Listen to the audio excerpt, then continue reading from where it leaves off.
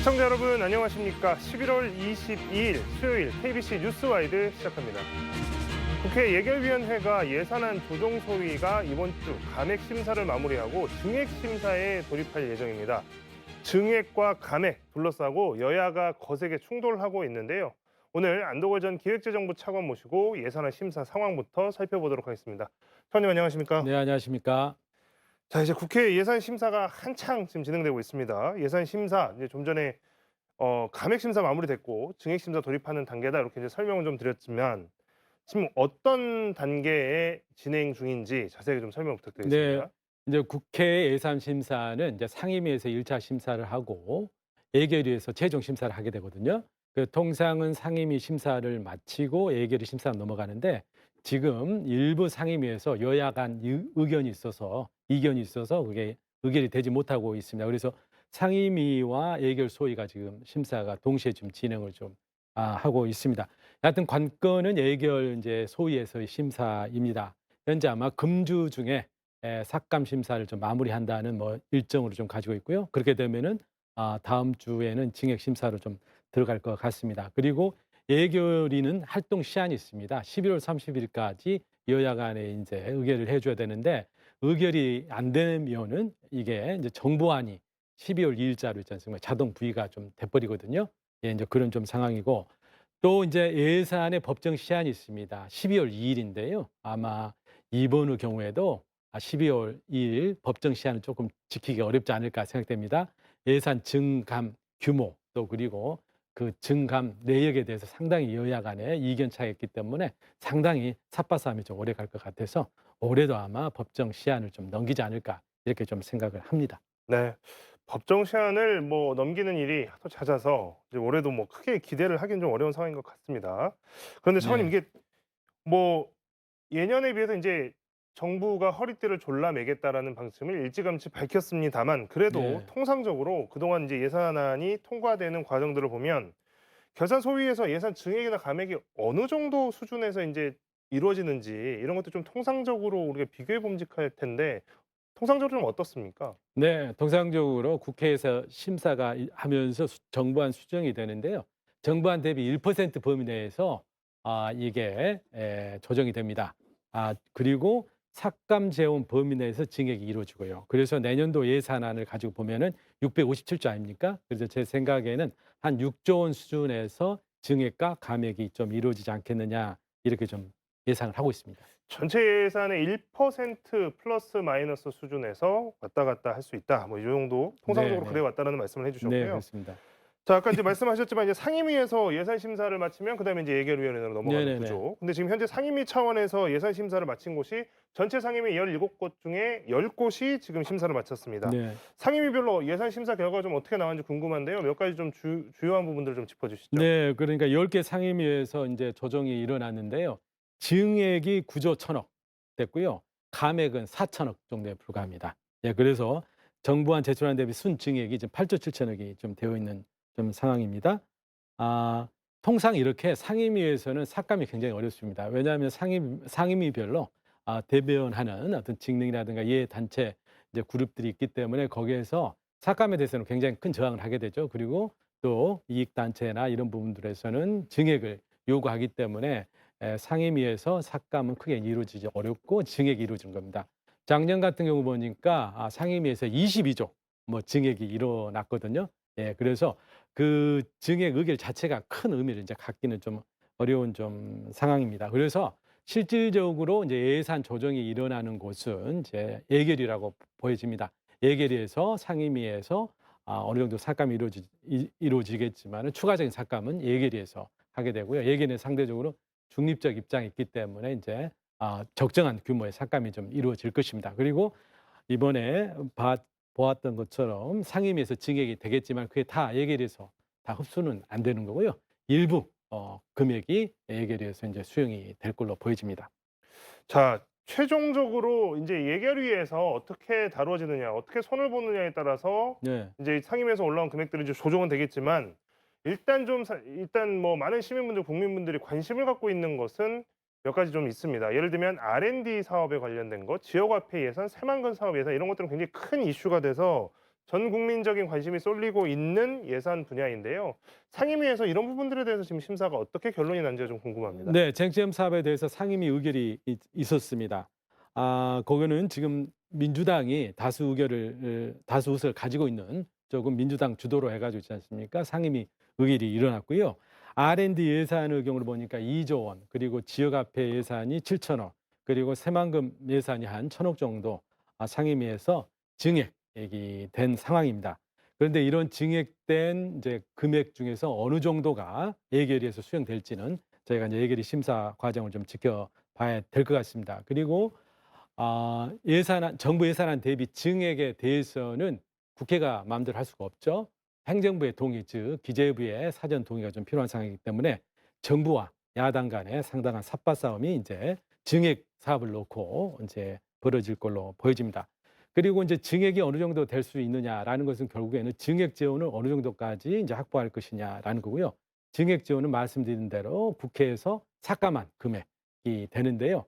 이번 경우에는 그 규모가 크게 기대되지는 않습니다. 왜냐하면은 재원 여건이 좀 안 좋은 상황에서 정부가 또 정부안을 편성하는 단계에서 23조 원 규모의 대규모 좀 삭감이 있었기 때문에 국회에서 추가 삭감을 지금 찾아내기에는 상당히 좀 어려움이 있을 거다 이렇게 좀 보여지거든요. 그런 별도 재원이 좀 필요한데 그러면 생각할 수 있는 것이 이제 국채 발행이나 뭐 증세인데 이런 부분도 지금 경제가 어렵고 하기 때문에 이 좀 적절치는 않아 보이고요. 그래서 제가 생각하고 있는 경우에는 지금 합리적인 범위 내에서 세수 확충 부분이죠. 그래서 비과세, 감면 이런 부분에 대한 정비 그리고 체납세액에 대한 징수 이런 걸 좀 잘 들여다보면은 합리적 범위 내에서 세수를 좀 늘릴 수 있는 범위가 좀 있지 않겠느냐 이렇게 보여지고요. 또 다른 이제 재원이 있습니다. 민자 유치라든지 하고 기존의 또 회계나 기금에서 가지고 있는 여유 재원 등을 이렇게 동원을 한다면은 삭감 자원에 보태서 이게 증액 재원으로 좀 활용을 할 수 있지 않을까 이런 생각이 들고 이 부분에 대해서는 야당이 상당히 집요하게 있잖아요. 확보를 해야 되는 그런 이슈라고 생각합니다. 자, 지금 뭐 여러 가지 말씀을 해 주셨는데 이제 R&D 같은 경우에는 지금 상임위에서 올라온 게 2조 증액된 것으로 지금 이제 올라왔다 이렇게 설명을 해 네네. 주셨습니다. 자, R&D 예산 규모에 대해서는 정말 말이 맞는 상황입니다. 33년 네. 만에 그것도 올해보다 5조 2천억 원이나 대폭 삭감돼서 과학계와 야당이 거세게 반발을 하고 있고요. 또 이 R&D 예산이라고 하는 것이 지역별 편차가 또 좀 크게 나타나고 있어서 지방의 R&D 역량을 키우는 예산도 크게 줄었다 이런 평가들이 나오고 있는데요. 방금 이제 말씀하셨던 내용 중에 이 R&D 예산은 어느 정도 수준에서 조정이 될 것 같습니까? 네. 지금 R&D 예산이 이제 정부안 대비로 해서 전년 대비 한 17% 현재 삭감된 상태고요. 또 R&D 예산의 내용을 보면은 앵커님께서 말씀하셨듯이 지역별 편중이 좀 큽니다. R&D가 집중적으로 좀 들어가고 있는 지역이 수도권과 또 과기계 출연연구소가 밀집되어 있는 대전 지역입니다. 그래서 이쪽에 지금 R&D 비중이 76%나 지금 차지하고 있거든요.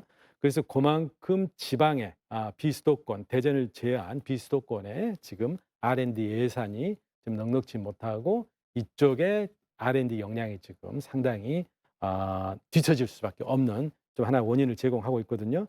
이제 이런 와중에 이제 지역 R&D의 역량을 지역의 연구개발 역량을 또 키우기 위한 예산들이 또 큰 폭으로 이번에 또 삭감이 좀 되어 있습니다.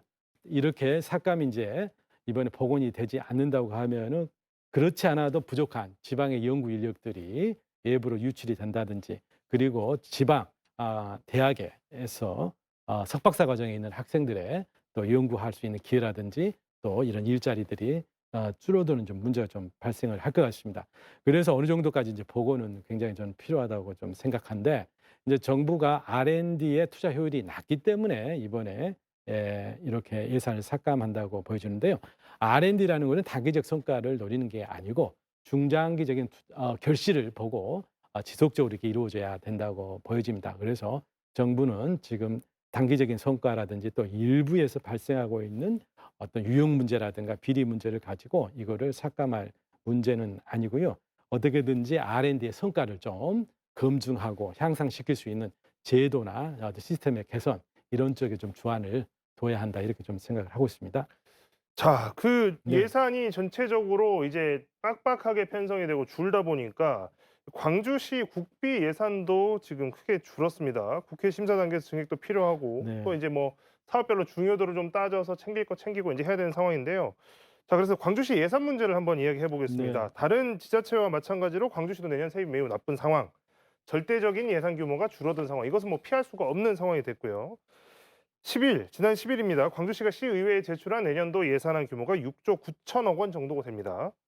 올해와 비교했을 때 이게 어느 정도 수준인지 좀 저희가 비교를 좀 해볼 수 있을까요? 네. 금년 대비 예산이 이제 줄었습니다. 2.8% 줄었거든요. 그리고 2천억 줄어든 6조 9천억으로 지금 이번에 시가 편성을 해서 의회에 이제 제출 좀 한 상태입니다.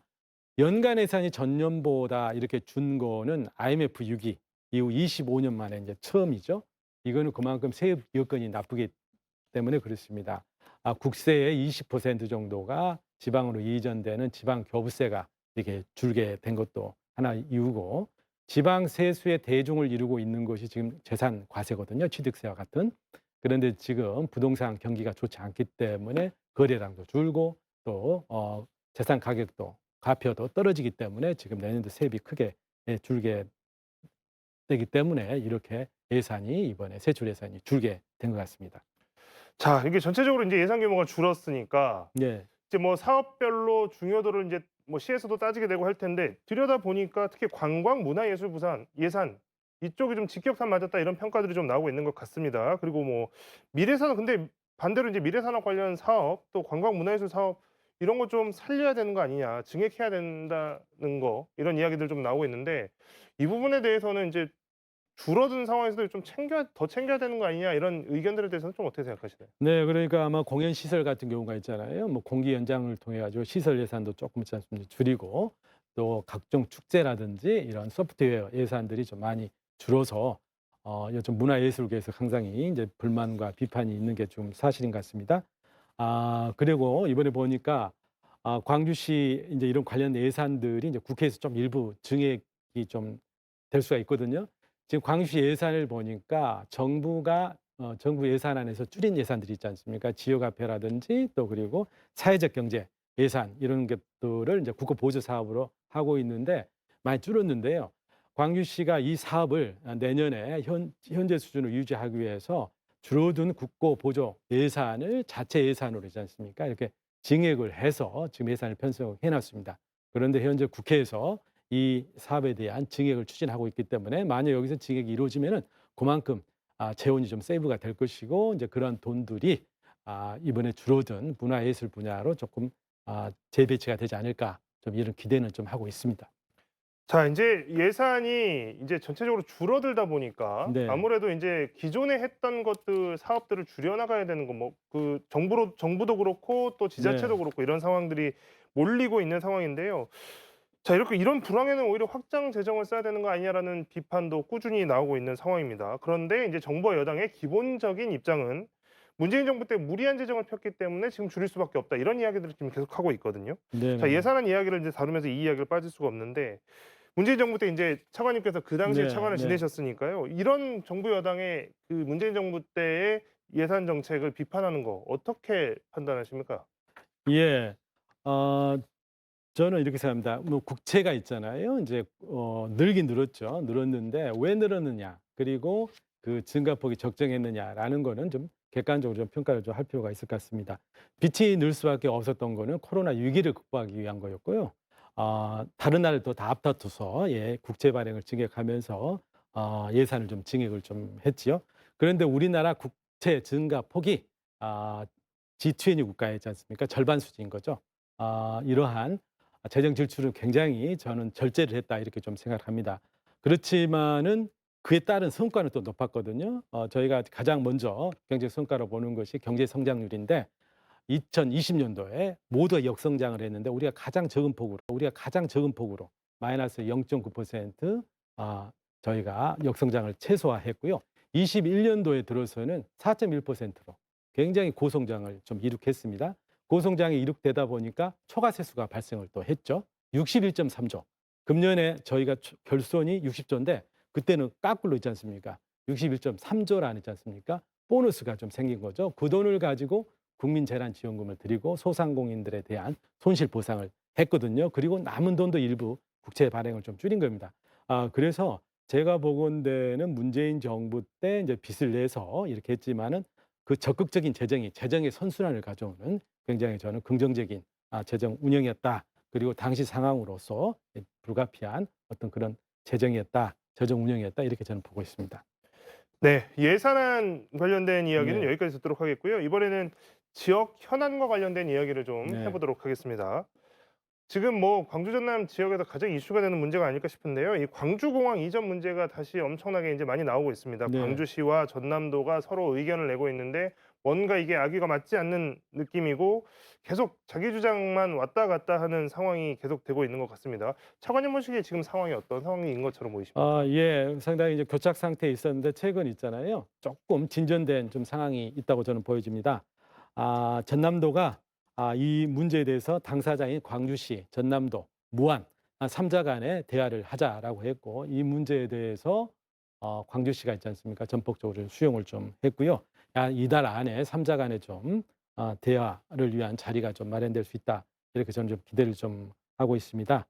다만 전남도 경우에는 민군 통합 이전을 동시에 하자라는 건데 광주시는 군공항 이전 문제를 먼저 풀고 그다음에 민간 공항 문제 이전 문제를 논하자. 그래서 약간 시각 차이가 있는데요. 이런 부분에 대한 또 추가적인 협의와 합의가 좀 이루어져야 할 것 같습니다. 그 차관님 이제 저희 방송에 지난번에도 나오셔서 네. 이제 통합 이전 방식에 대해서도 이제 뭐 여러 가지 이제 의견을 네. 말씀을 해 주셨는데요.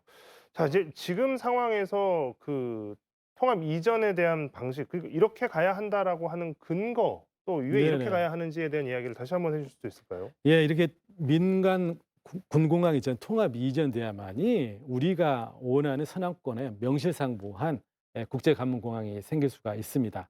왜냐하면은 민간 군공항이 통합되어야만이 여객과 물류 흐름에 있어서 규모 경제가 좀 작용을 하겠죠. 그래야만이 무한 예를 들어서 공항으로 통합 이전이 된다고 보면은 거기에 전기 노선이 좀 생기고 항공 부대 산업도 발전할 수 있고 또 주변 산단이나 배후 도시 개발이 가능하겠죠.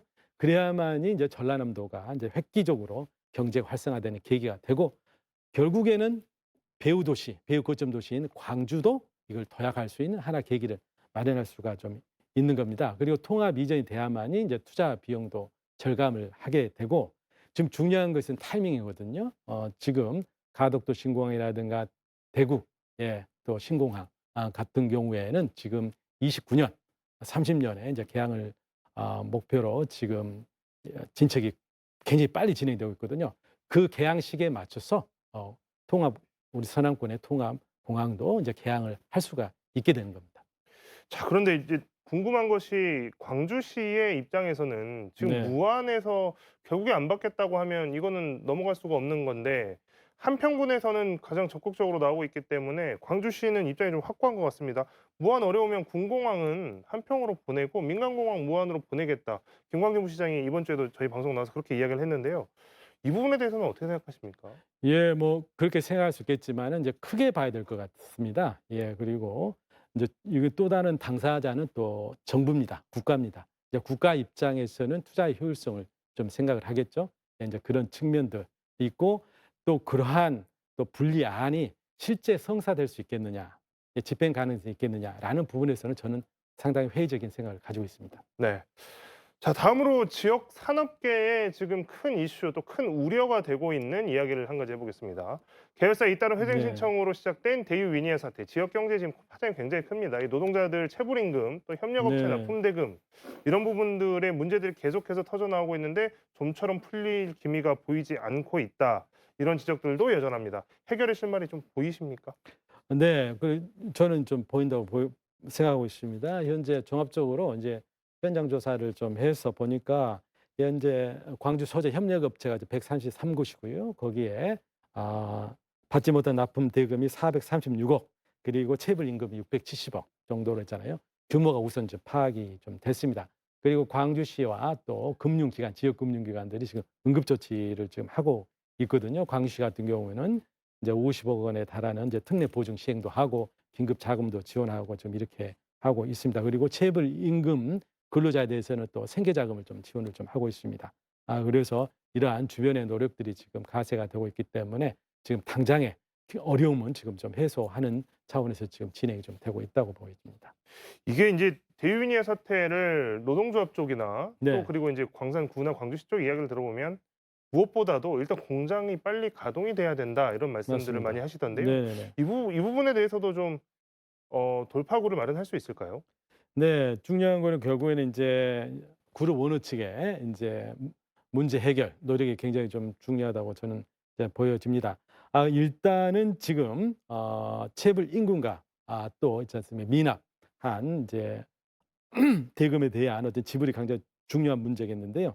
이제 그룹 측에서는 회사가 가지고 있는 골프장이라든지 또한 종합 R&D 센터와 같은 자산을 좀 매각을 하고 또 보유 지분을 일부 매각해서 이런 데 필요한 지금 재원을 좀 마련하겠다라는 입장을 지금 천명을 지금 하고 있습니다. 중요한 거는 이러한 자금을 있잖아요. 구체적으로 상환할 수 있는 구체적인 일정 그리고 또 공장을 정상화할 수 있는 그런 구체적인 로드맵을 좀 제시를 좀 해야 될 것 같습니다. 네. 자, 이번에 이야기는 이제 청년 고용 문제에 대해 좀 이야기해 볼 텐데요. 뭐 이게 청년 고용 문제도 이미 해묵은 문제가 된 지가 오래된 것 같습니다. 네. 광주 지역 청년 고용 상황을 보니까요. 이 경총에서 최근 2022년 지역별 청년 고용 동향을 발표했는데 광주 지역 고용률이 전국 광역자치단체 중에 가장 낮게 나왔습니다. 뭐 때문에 그랬을까요? 네, 맞습니다. 작년 하반기를 보니까 우리 광주의 청년 고용률이 인제 38% 전국 46%에 비해 가지고 굉장히 낮거든요. 그리고 문제는 뭐냐면은요. 경제 활동을 하고 있지 않는 청년들의 그 이유가 단순한 쉬었음이란 거거든요. 적극적으로 해서 학업을 한다든지 군 복무를 한다든지 그런 이유가 없이 이렇게 단순히 있잖아요. 쉬고 있다라는 게 굉장히 문제고 이렇게 되다 보면은 좀 장기화되면서 또 낙인 효과도 생기고 또 근로욕을 상실하지 않겠습니까? 그렇게 되면은 결국에는 이분들이 또 그만큼 또 혼인과 또 이렇게 출산이 이게 지체되는 이런 부정적인 영향까지 좀 미치게 될 것입니다.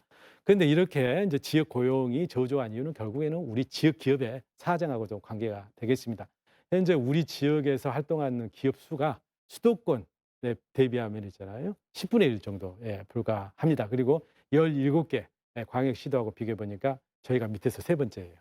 그만큼 우리 청년들의 눈높이에 맞는 일자리가 지금 없다는 겁니다. 그래서 저희가 청년들 눈높이에 맞는 일자리를 빨리 제공하는 그런 노력들을 더욱더 박차를 좀 가해야 될 것 같습니다. 제가 항상 주장하는 것이 ABC 산업입니다. 인공지능이라든가 바이오라든가 문화 쪽 굉장히 청년들이 선호하는 부분들이거든요. 이런 부분에서 창업 기업들을 많이 좀 양성을 좀 해야 되겠다라고 생각되고 우리 지역의 경쟁력을 갖고 있는 중소기업들을 집중적으로 좀 지원을 하는 그런 노력들에 더 박차를 가해야 하지 않느냐 이렇게 좀 생각하고 있습니다. 네. AI, 바이오 또 컬처. 네. 아주 청년들이 선호하는 어떤 네. 직업군에 대한 뭐 이제 그런 것들이 좀 유치가 많이 됐으면 좋겠다라는 말씀을 해 주셨고요. 네네. 자, 그리고 인제 이게 또 지역 균형 발전과 관련해서 지금 전국적으로 이슈가 되고 있기도 하지만 또 지역 지자체인 광주나 전남의 당면한 문제이기도 합니다. 국민의힘이 경기도 김포시를 서울특별시에 편입시키는 정책과 특별법을 이제 만들겠다고 했습니다. 당론으로까지 이제 추진하겠다고 했는데 인제 이게 이러면 전국적인 논쟁거리가 되어 버렸습니다. 자, 이게 김포시가 서울에 편입이 되는 게 타당한가요? 아니면 뭐 실행 가능한가요? 이 부분은 어떻게 보십니까? 저는 이제 뭐 타당성을 있지 않습니까? 판단할 현재에서 뭐 근거가 없는 상태에서 이 문제가 논의가 되고 있다라는 점이 저는 문제라고 좀 생각되거든요. 이거는 결국 행정구역 조정 문제인데요. 지자체 간의 이해관계가 아주 첨예하게 이제 대립되는 좀 그런 사안이죠. 그렇게 한 다음에 현장에 대한 정확한 수요 조사 그리고 조정 대안 그에 대한 또 이해관계 지자체의 어떠한 광범위한 의견 수렴들이 있어야 되는데 이러한 과정들이 없이 뜬금없이 이게 문제가 좀 제기가 좀 되고 있다. 결국에는 이게 총선을 앞두고 수도권 인근 지역의 민심을 잡기 위한 어떠한 급조한 정책이 아니냐 이렇게 좀 판단이 됩니다. 그래서 타당성을 있지 않습니까? 논할 어떤 그런 근거가 없이 지금 진행이 되고 있다. 이렇게 좀 생각을 저는 하고 있습니다. 지금 중요한 거는 국가적으로 중요한 거는 국토의 균형 발전이고 또 지역 소멸 이게 굉장히 만국병 아니겠습니까? 이 문제를 우리가 다루는 것이 우선순위입니다. 지금 메가 서울시티를 만들 것이 아니고 메가 광주, 또 메가 부산, 내가 대구 이래서 지역적으로 균형되게 이렇게 발전을 시키는 게 대한민국의 지속 가능한 발전을 위해서 다급한 문제지 서울공화국 모든 문제의 근원이 되고 있는 서울공화국을 있지 않습니까? 더 팽창시키는 이런 정책은 납득하기 저는 어렵다고 생각합니다. 타당성에 대해서는 이게 네. 타당성을 판단할 근거가 없는 게 가장 문제다라고 이제 네. 지적을 해주셨는데, 근데 이거 정부 여당이 어쨌든 이제 뭐 총선용이든 아니든 지금 뭐 오세훈 서울시장도 활발하게 인근 뭐 고양시장도 만나고 네. 김포뿐만 아니라 이렇게 하고 다니는데 실현 가능성은 생기는 거 아닌가요? 실현 가능성도 낮다고 보시는 거죠? 저는 실현 가능성이 낮다고 좀 생각합니다. 이거는 있잖아요. 뭐 정부 여당이 추진한다고 해서 되는 것이 아니고요. 당사자인 또 서울시 또 그리고 김포 시의 동의가 좀 있어야 되는 부분이 좀 있고요. 또 관련된 법이 바뀌어야 되거든요. 그런데 현재 결국에는 그거는 지방의회나 또 국회에 결국에는 법률이라든지 의결을 전제로 하는 건데요. 현재 의석 분포상 현재 야당이 지금 다수를 좀 차지하고 있는 상황에 봤을 때 저는 이러한 관련된 동의나 또 이런 법률 통과는 좀 어렵다라고 좀 생각이 좀 들고요.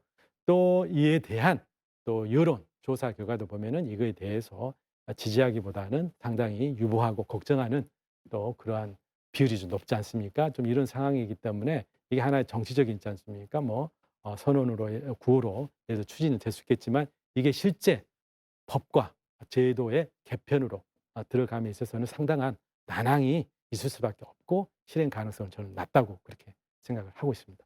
네, 뭐 시간이 촉박하지만 이 문제도 한 번만 여쭤보고 네네. 싶습니다. 지금 한국은행에 따르면 5개월째 경상수지 흑자 행진을 이어가고 있는데요. 이 경제라고 하는 것이 사실 뭐 지역 경제, 뭐 국가 경제가 따로 있는 것이 아니다 보니까 네네네. 경상수지 흑자가 난다라고 하니까 일단 뭐 경기가 좋아지는 거 아니야 이런 기대감이 들게 마련인데, 이런 흑자, 이런 상황 지속될 수 있을까요?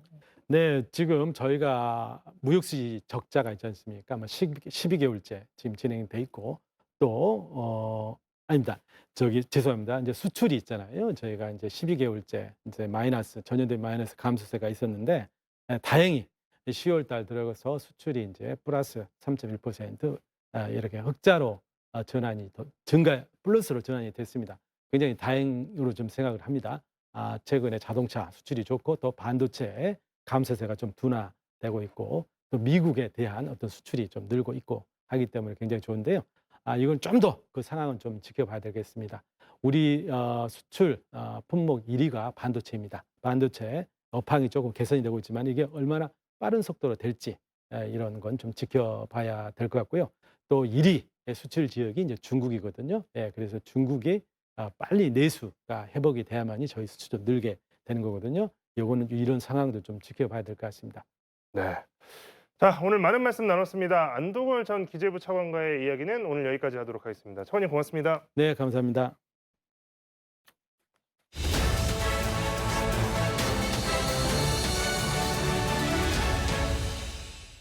서울광역방송센터입니다. 북한이 어젯밤 10시 42분 28초에 군사 정찰 위성을 쏘아 올렸습니다.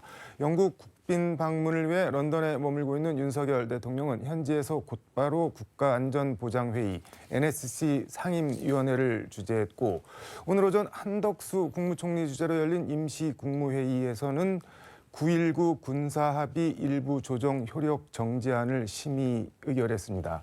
윤 대통령은 현지에서 전자결제로 바로 제가했습니다. 국회 국방위원회 송갑석 더불어민주당 의원과 함께 북한 군사위성 발사 그리고 정치권 현안 얘기 두루 해보겠습니다. 의원님 어서 오십시오. 네, 안녕하십니까. 오늘 오프닝이 좀 길었는데 군사 정찰 위성 1호기 만리경 1호라고 네. 하던데 뭐 네. 성공적으로 발사했다고 북한 조선중앙통신은 주장을 하던데 이게 오늘 뭐 도하 모든 언론 헤드라인 톱뉴스인데 이게 뭐 우리 언론은 그렇다 치고 일본, 미국 백악관까지 왜 이렇게 이거에 관심이 많은 건가요? 이게 뭐 어떤 건가요? 명백한 정찰 위성이죠. 근데 이제 이것의 의미는 네. 크게 저는 크게 두 가지고요. 부가적으로 하나가 있다라고 보는데 말 그대로 정찰 위성을 띄웠기 때문에 네. 기존의 북의 핵무력, 그다음에 미사일 능력 이런 것들이 이제 눈을 갖게 되는 것 아닙니까?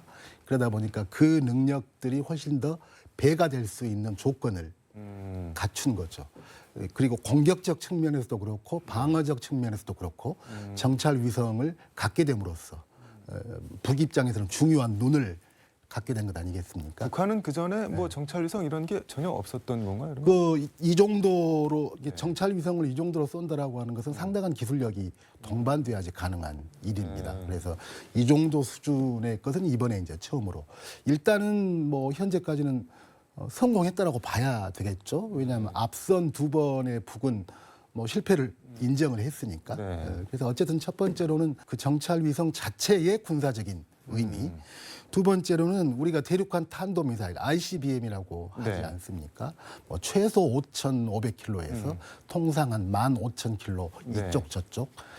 근데 이 그 정찰 위성의 어떤 로켓을 쏘는 이것의 원리가 거의 같거든요. 그렇기 때문에 정찰 위성을 성공했다라고 하는 이야기는 ICBM을 그 정도 거리를 날릴 수 있다라고 하는 의미로 같게 이야기를 해도 되는 겁니다. 쉽게 말하면 미국 본토 타격이 가능한 그렇죠. 네, 네. 그래서 이제 그러한 능력이 어느 정도 북이 갖춰졌다라고 하는 증거가 되는 거죠. 그래서 이 두 가지 의미 때문에 굉장히 관심이 집중됐던 거고요. 이제 부가적으로는 네. 모르겠습니다. 북미 간에 언제 다시 뭐 협상 테이블이 열릴지는 모르겠지만 이제는 북한 입장에서는 네. 협상 카드 하나가 더 생긴 것 아닙니까? 부가적으로. 그래서 어쨌든 이런 의미가 있기 때문에 동북아에서는 군사적으로도 그렇고 정치적으로 굉장히 민감하게 반응할 수밖에 없는 이런 상황입니다. 근데 제가 이제 1차, 2차 실패하지 않았습니까? 네. 근데 석 달도 채 안 돼서 3차 발사가 임박했었을 때 제가 어제 그제 네. 뭐 국방부 관계자들하고도 그런 이야기를 했었는데 북 입장에서는 3차 때는 꼭 성공시켜야 되는 일인데 실패하면 다 아오지 탄광가. 네, 3차까지 실패한다는 것은 네. 그렇죠. 그런다면 불과 석 달도 아닌 기간 동안에 시도를 한다라고 하면 그 사이에 이제 김정은이 러시아를 갔다 푸틴 와서 대통령. 네. 푸틴을 만나서 이러한 위성 그 어떤 기술 협력에 관한 이야기를 한 것 아닙니까? 그래서 이것은 분명히 러시아의 기술적 도움이 있었기 때문에 저는 가능했다라고 생각을 합니다. 윤 대통령은 오늘 그 9.19 군사 합의 일부 효력 정지안을 현지에서 곧바로 재가를 했는데 그 내용은 보니까는 군사분 개선 일대에서 대북 정찰 감시 활동을 뭐 앞으로 복원하겠다 뭐 이런 것 같습니다. 그 전에는 거기에 이제 군사분 개선 부근에서 뭐 비행체 같은 거를 못 띄우게 이렇게 합의를 하고 그래서 이제 정찰을 못 했는데 근데 이거를 하는 게 복원을 하는 게 뭐 우리한테 좀 도움이 되나요? 실효적으로 뭐가 있는 건가요? 아니면 그냥 대응할 수단이 마땅치 않으니까 일단 뭐 효력 정지 좀 일부 하자 뭐 어떤 측면이 더 큰 건가요?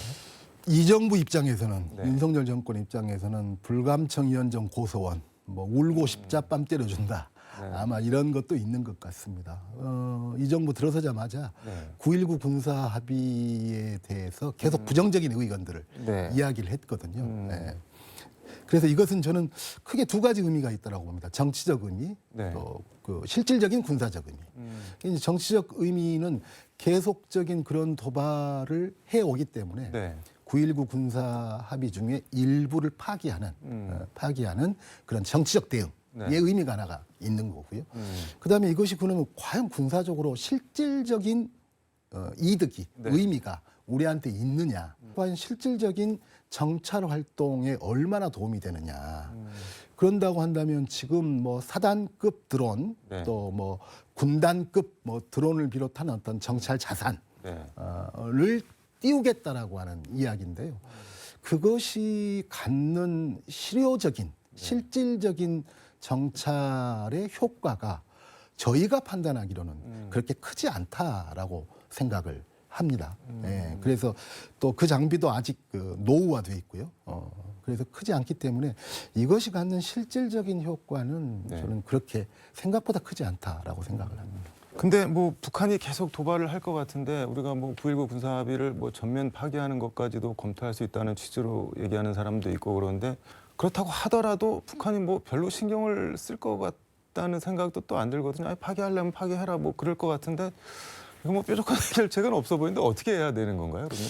우리가 이스라엘 하마스를 네. 한번 비교를 해보겠습니다.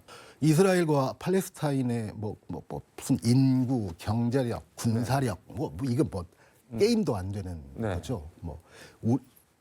남과 북의 차이보다도 훨씬 더 큰 차이고요. 그다음에 이제 그럼에도 불구하고 이스라엘 같은 경우는 아이언돔이라고 하는 것을 하면서 팔레스타인을 비롯해서 주변의 중동 국가의 미사일 공격을 요격하겠다. 네. 이런 체제를 전 세계적으로 가장 잘 갖춰놓고 있지 않습니까? 그럼에도 불구하고 그 아이언돔이 뚫린 것 아닙니까? 네. 100만 원도 안 되는 그러한 드론 비슷한 네. 로켓, 가삼 로켓인가? 이런 것을 수백 발, 수천 발을 쏘아서 그 천문학적인 돈이 들어가는 아이언돔을 뚫고 네. 공격했던 것 아니겠습니까? 이게 무슨 이야기냐면 압도적인 힘의 우위를 가지고 네. 그 군사력으로 억지 능력을 하겠다. 그리고 그걸로도 불어나니까 방어 능력까지 아이언돔으로 갖췄다라고 하는 이스라엘도 네. 하마스에 팔레스타인에 뚫리고 있거든요. 네. 그래서 저는 근데 지금 역시 저 북도 방사정포를 비롯해서 한꺼번에 30분 안에 수천 발을 쏠 수 있는 능력을 북이 가지고 있습니다. 그럼 우리가 그것을 현재 막아낼 능력이 있나요? 좀 막아낼 능력 없습니다. 네. 그래서 힘의 우위로만 가지고 이러한 상황이 억지될 수 있는가라고 하는 것이 바로 이스라엘 하마스 상황을 보면서 우리가 교훈을 얻어야 된다라고 생각을 합니다.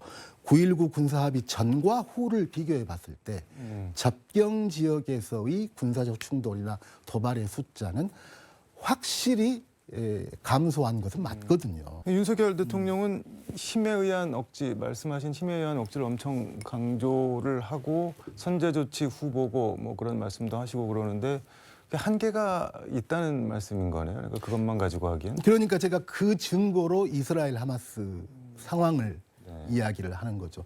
그리고 이제 우리가 또 흔히 아이언돔 그러면 이제 우리나라도 그 아이언돔만큼은 아니지만 한국형 방어 체계라고 하는 방어 체계를 구축하고 있거든요. 네.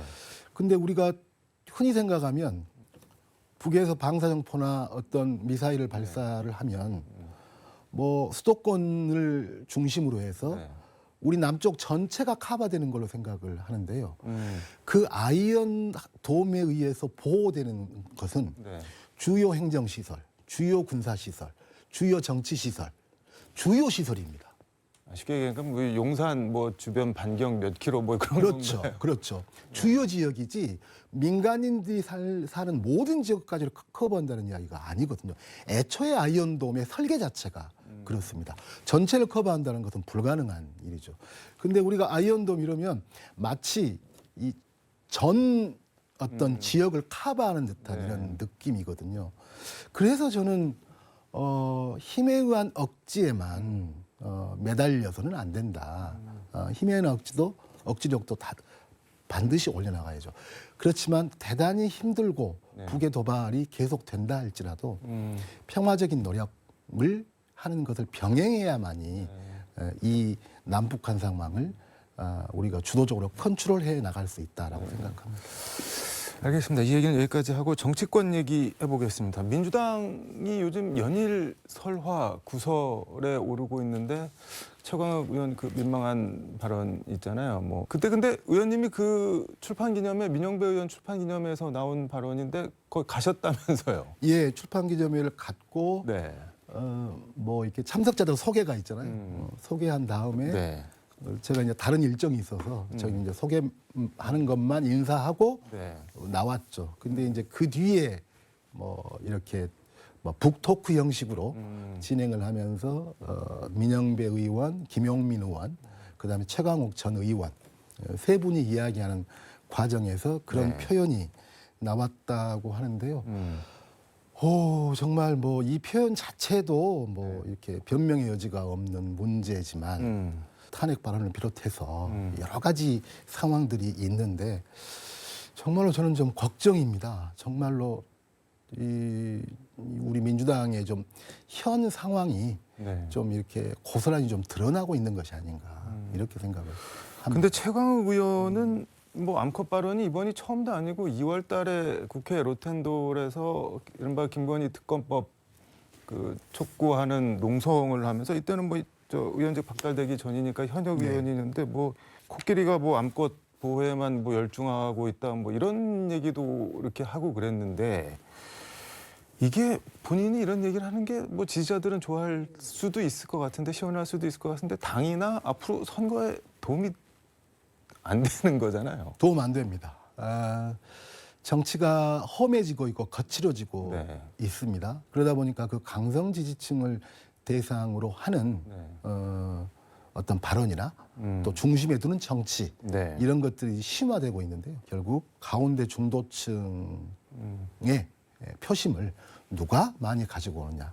여기에 따라서 2, 3% 차이로 승부가 네. 갈리는 거거든요. 그래서 그 중도층에게 어필하는 표현은 절대 아니죠. 제가 개인적으로 궁금해서 그래서 최강욱 의원 경력을 좀 찾아보니까는 뭐 민변 활동도 오래 하셨고 대한변협 인권위원회 위원도 하셨고 국가인권위원회 인권교육전문위원 뭐 이런 것도 하셨고 국회 윤리특위 윤리심사자문위원회 위원 뭐 윤리 인권 이런 거 들어가는 걸 좀 많이 하셨던데 이게 근데 이재명 대표 강성 지지자들 모여 있는 뭐 팬카페 이런 데 같은 데 들어가서 보면은 이제 지금 말씀하신 의원님 발언이랑은 결이 좀 분위기가 많이 좀 다른 것 같습니다. 뭐 일부 말을 뭐 앞뒤 맥락을 잘라갖고 뭐 최강욱을 뭐 이렇게 뭐 악마하고 있다, 뭐 최강욱을 지켜야 된다, 뭐 그런 글들이 쭉 올라오는데 그건 어떻게 보세요? 그러면은 김남국 의원도 지키자고 했습니다. 코인 사건이 네, 났을 때 사실은 그 사건의 파급력이나 네, 또 그 사건의 중요도나 이것은 최강욱 의원의 이번 발언보다 훨씬 크죠. 또 김남국을 지키자라고 하는 말까지 나왔기 때문에 저로서는 뭐 이런 말들이 솔직히 놀랍지는 않습니다. 최강욱을 지키자라고 하는 말이 놀랍지는 않는데 그런데 저는 뭐 많은 국민들이 네. 그런 강성 지지자들의 입김이 민주당의 지도부에 가해지고 있는 건 아닌가. 뭔가 민주당을 좌지우지하고 있는 건 아닌가. 이런 의구심을 갖고 있다라고 저는 생각을 합니다. 그런 의구심을 갖고 있는 국민들이 우리한테 표를 줄까요? 저는 그렇지 않다고 보거든요. 그래서 이런 문제에 대해서는 당의 지도부가 네. 정말 저는 단호해야 된다라고 생각합니다. 일부 민주당 출신 의원들이 윤석열 대통령 탄핵을 이렇게 언급하는 발언들이 계속 이어지고 있는데 그건 어떻게 보세요? 민주당 안에 그런 분위기가 실제로 있어서 나오는 건가요? 아니면 그냥 약간 그냥 툭툭 튀어나오는 건가요? 아니 그런 생각을 하시는 분들이 저는 있다고 봅니다. 네. 있다고 봅니다. 그렇지만 저는 그 탄핵을 발의하는 것은 굉장히 무겁고 네. 신중해야 된다라고 생각을 합니다. 이 앞전 박근혜 전 대통령 탄핵 네. 때의 흐름을 보면 민주당이 앞서서 탄핵을 주도하지 않았습니다. 국민 여론을 반발, 한 발 뒤따라갔습니다. 그래서 오히려 네. 민주당은 뭐 하고 있냐라는 소리도 일부 듣기도 했습니다. 국민이 탄핵하는 겁니다. 어느 정당이 자기가 표 있다고 네. 그 표를 앞세우는 것이 아니고 저는 대단히 오만하게 국민들이 볼 거라고 생각을 하고 네. 그런다면 과연 국민들이 저 당을 과반을 넘겨주는 투표를 우리가 다음 총선에서 해야 되느냐 안 해야 되느냐 저는 이런 고민을 하게 만든다라고 생각합니다. 우리의 구도는 네. 윤석열 정부를 심판해야 되는데 과반을 넘겨주면 뭐 검사 판사부터 시작해서 대통령에 이르기까지 탄핵을 막 진행하지 않을까? 네. 혹시라도 이런 뉘앙스를 국민들한테 준다면 이것은 선거 전략으로도 맞지 않고 그다음에 송영길 전 대표 같은 경우는 뭐 200석 말씀을 하셨는데 발의는 150석이 있으면 되지만 가결을 시켜서 헌재로 가져가려면 200석이 그렇죠, 있어야 그렇죠. 되잖아요. 그러니까 네네. 아예 탄핵을 전제로 반윤 텐트를 쳐서 다음 총선에서 무조건 윤석열 탄핵시키는 쪽을 뭐 원하는 사람들은 반윤 텐트 안에 모여서 200석을 하자. 그래서 탄핵 가자. 뭐 이렇게 얘기를 하던데 선거 전략으로도 아무 도움이 안 된다는 말씀이신 거네요? 물론 저는 아직까지도 관통하고 있는 것은 윤석열 정권에 대한 네. 심판이라고 생각합니다. 대통령의 국정 수행에 대해서 아무리 떨어져도 50%의 부정평가, 심할 때는 60%까지 부정평가가 나오는 것은 분명히 심판이죠. 근데 그 심판이라고 하는 것이 당신의 국정 기조를 바꿔라. 그리고 정쟁을 중심에 두지 말고 이념을 중심에 두지 말고 네. 민생을 중심에 둬라. 그리고 소수의 뭐 좁게는 검찰 출신, 네. 넓게는 이념적으로 경도되어 있는 네. 사람들, 또 국민의 힘에 쌓여서 어떤 결정을 하지 말고 폭넓게 국민들의 의사를 듣고. 근데 말씀을 듣다 보니까 제가 궁금한 게 심판과 탄핵이 어느 지점에서 그럼 구분이 되는 건가요? 그러니까 가령 그 심판의 총화가 탄핵으로 뭐 보여질 수도 있고 그렇게 볼 수도 있는 거 아닌가요? 아닙니다. 심판이라고 하는 것은 국정 기조를 바꿔라라고 하는 거죠. 저희가 역대로 어떤 총선을 했을 때 네. 여당이 패배했을 때 심판이라고 이야기를 하거든요. 네. 그것은 국정 기조를 바꿔라라고 하는 거고, 일종의 총선의 표를 가지고 불신임의 정치적 선고를 하는 거죠. 우리 국민들이 당장 탄핵시켜라? 여기에 동의할 수 있는 국민들이 얼마나 될까요? 저는 뭐 30%는 죽어도 넘지 않을 거라고 생각을 합니다. 그리고 아니, 반대 여론이 50, 60 사이인데 그것과 탄핵하고는 다르죠. 다르다. 당신의 국정운영 방향이 나는 마음에 들지 않아. 그리고 바꿔야 돼. 이것과 당신은 대통령직에서 내려와야 돼. 이건 다르죠. 특히나 우리 국민들처럼 저는 균형 감각을 갖고 있는 국민들은 흔치 않다라고 생각합니다. 굉장한 우리나라 현대사에서 얼마나 곡절을 우리 국민들이 겪어왔습니까? 그 과정 속에서 정치의식도 엄청나게 높아졌고 또 고도의 균형 감각을 갖고 있다라고 생각을 합니다. 심판이라고 하는 것을 고지곧대로 탄핵으로 알아듣는다라고 하면 저는 굉장히 그것은 대단히 위험한 생각이다라고 생각합니다. 그런 식의 혼란을 국민들이 원할까요? 지금의 상태는 그 상황은 아니라고 생각합니다. 그러니까 국민들의 정서를 반복 혹은 한 발 뒤를 따라가면서 민생을 중심으로 이야기를 해야지. 자, 우리는 200석을 만들어 주십시오. 왜? 탄핵시켜야 되니까. 이걸로 설득할 수 있을까요? 저는 설득할 수 없다라고 생각합니다. 오만한 윤석열 정권을 심판해 주십시오. 그래서 윤석열 정권의 폭주를 막게 해 주십시오. 그래서 윤석열 정권이 국정 기조를 바꾸게 만들어 주십시오. 이게 우리가 할 이야기죠. 알겠습니다. 시간이 다 돼서 오늘 말씀은 여기까지 듣도록 하겠습니다. 고맙습니다. 네. 지금까지 서울광역방송센터에서 송갑석 더불어민주당 의원과 함께 전해드렸습니다. 네, 11월 22일 KBC 뉴스와이드 오늘 순서는 여기까지입니다. 저는 다음 주에 다시 찾아뵙겠습니다. 시청해주신 여러분 고맙습니다.